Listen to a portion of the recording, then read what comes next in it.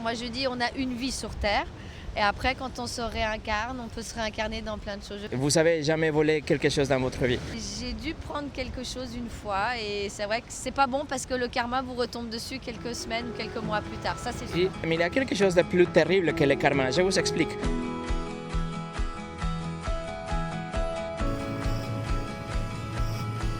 Rachel, on est en train de poser des questions par rapport à la fête de Saint-Valentin. Est-ce que vous fêtez ça? Un sujet un peu, on va dire, j'attends pas la Saint-Valentin pour faire des cadeaux à mon amoureux ou pour être avec lui. Euh, mais je sais que ça aide beaucoup de gens à se retrouver à ce moment-là, à se faire du bien, à se faire plaisir. Mais personnellement, non, j'attends pas cette fête-là comme ça. En plus, demain c'est le 14 février effectivement, et moi c'est un jour un peu particulier. J'ai perdu ma grand-mère le 14 février 2014. Donc du coup, en fait, c'est une Saint-Valentin pour elle, on va dire. Ok, Voilà. ah, wow, c'est intéressant. Je suis désolé pour votre grand-mère. En parlant de ça, est-ce que vous pensez qu'il y a quelque chose après la vie, après la mort? Oui, oui. On est sur Terre, moi je dis on a une vie sur Terre.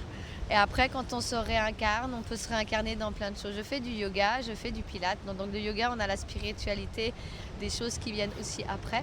Vous pensez alors que vous croyez à la réincarnation, c'est ce que vous avez dit? Oui.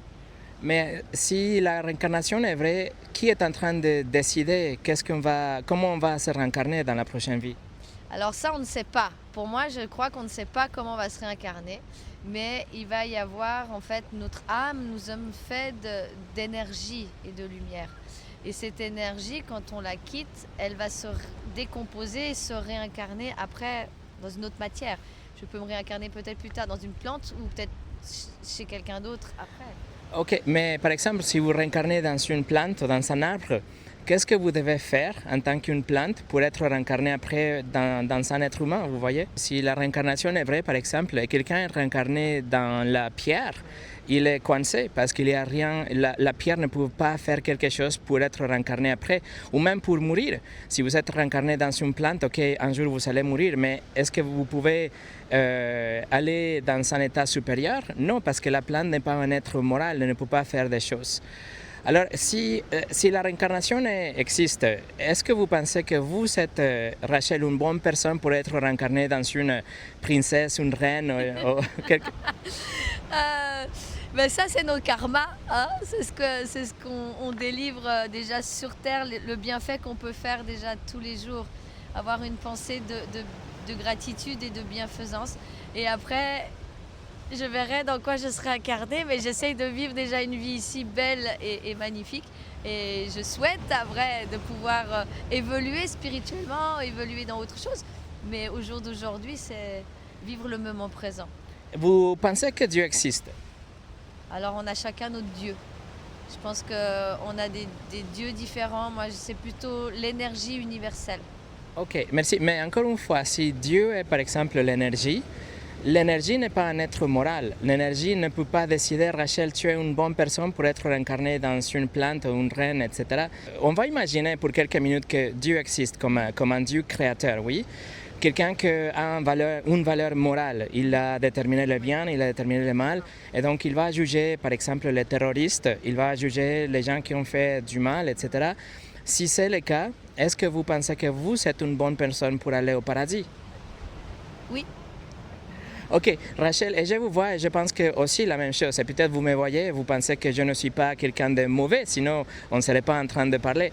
Mais par rapport aux standards de Dieu, nous ne sommes pas de bonnes personnes. Par exemple, vous avez jamais entendu parler des 10 commandements? Oui. Ok, le 9e dit qu'il ne faut pas mentir, mais vous n'avez jamais menti dans toute votre vie. Peut-être que oui, mais c'est vrai que... Peut-être? Oui, je dis peut-être, mais en fait... peut-être c'est pour se protéger de quelque chose, le mensonge. Mais je n'aime pas mentir parce que ça nous rattrape tout le temps. Par exemple, si mon épouse s'achète une robe, oui, elle me demande est-ce que je suis belle avec ça, et je pense que c'est moyen, mais pour le faire plaisir, peut-être je peux dire oui, tu es très belle avec ça. Par exemple, ça c'est un petit mensonge, mais nous avons aussi dit de vrais mensonges. On est en retard au travail, on dit je suis désolé, le pneu était crevé, mais en vérité on a fait la fête et nous sommes en retard. Donc on a menti dans notre vie. Le 8e dit qu'il ne faut pas voler. Vous n'avez jamais volé quelque chose dans votre vie. Une pomme, des papiers, de l'imprimante, un crayon, etc. J'ai dû prendre quelque chose une fois et c'est vrai que c'est pas bon parce que le karma vous retombe dessus quelques semaines ou quelques mois plus tard, ça c'est sûr. Mais il y a quelque chose de plus terrible que le karma, je vous explique.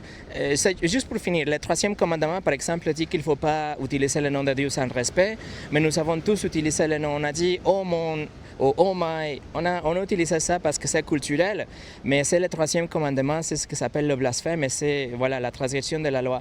Le 7e dit qu'il ne faut pas commettre de l'adultère, mais Jésus a dit que si on regarde quelqu'un avec la convoitise charnelle, c'est comme si on a déjà commis de l'adultère.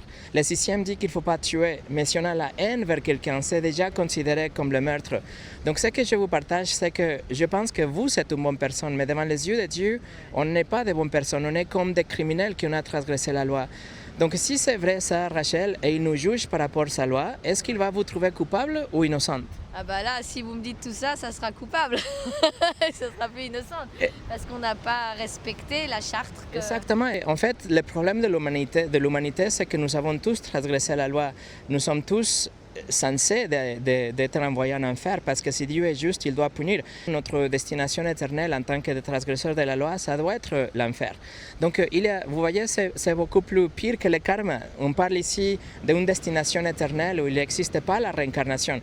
Peut-être vous ne croyez pas à ça parce que vous croyez dans la réincarnation, mais si c'est vrai, c'est que je crois, c'est que si vous croyez en Dieu et c'est vrai, vous avez un grand problème, Rachel, et je suis là pour vous le faire voir, pour discuter avec vous et vous donner la bonne nouvelle. Parce que si c'est vrai, la seule façon de pouvoir être pardonné, c'est si quelqu'un paye votre dette, n'est-ce pas? Est-ce que vous avez jamais entendu parler de l'histoire de Jésus? Il y a peut-être plusieurs histoires. Okay. Dieu est tellement riche en miséricorde qu'il sait qu'il doit vous punir, il doit me punir aussi. Mais il est tellement bon qu'il envoie Jésus pour vivre une vie parfaite. Il n'a jamais péché, il n'a jamais regardé une femme avec la convoitise, il n'a jamais menti, etc. Et après, il a donné sa vie parfaite en sacrifice pour votre vie. C'est-à-dire que quand il était à la croix, il a pris votre péché, votre punition, et il a donné sa vie pour vous. Et maintenant, si vous êtes devant le juge de l'univers, Dieu, il va vous juger, mais il peut vous pardonner parce que quelqu'un a payé votre dette. Vous voyez, c'est comme si vous êtes devant le juge de Paris ou de la Suisse et vous devez payer 10 millions d'euros, mais vous avez que 10 dollars dans la poche, mais cette personne se met entre vous et le juge et il paye votre dette. C'est ce qui s'est passé avec Jésus. Il est mort et ressuscité pour payer pour vous. C'est-à-dire que vous, Rachel, vous pouvez être pardonné. Vous ne devez pas être une bonne personne, vous ne devez pas être parfaite ou rien d'autre. Pour être pardonné, il faut juste croire dans cette histoire, l'histoire que c'est vrai de Jésus, quelqu'un qui est mort et ressuscité pour vous. C'est ce que la Bible dit. Le salut, la vie éternelle est un cadeau gratuit, mais pour le recevoir, c'est la repentance. Il faut se repentir, c'est-à-dire se détourner de vos péchés. Vous savez que dans votre esprit, dans votre imagination, qu'il y a des choses que vous devez laisser tomber. Et ça, c'est la numéro 1. Et la numéro 2, c'est placer votre confiance en Jésus seul. Et vous savez la promesse de Dieu que si vous savez ça, la repentance et la foi, le jour que ça va vous arriver, vous serez avec votre grand-mère pour l'éternité. Il ne faut pas penser que vous allez être réincarné dans une plante ou un animal ou quelque chose d'autre. Vous pouvez avoir une vie éternelle au paradis avec votre grand-mère et Dieu et les autres personnes qui ont été sauvées parce que Dieu vous le donne comme un cadeau gratuit. Vous avez jamais entendu parler de cette histoire comme ça? Non. On a commencé en parlant du jour de Saint-Valentin. Si l'histoire que je viens de vous partager est vraie, je pense que c'est l'histoire d'amour la plus belle de l'univers. Dieu que vous aime tellement qu'il a donné sa vie, son Fils, pour vous sauver de votre propre punition. Rachel, je vous remercie pour votre temps. Je souhaite juste que vous pouvez réfléchir dans ces choses, s'il vous plaît. Il y a rien de plus important que votre éternité. Donc je vous partage avec tout mon cœur en désirant que vous allez vraiment penser à ça et réfléchir et dire si c'est vrai, il m'a donné la recette pour la vie éternelle. vais faire le chemin. Merci, je peux vous serrer la main?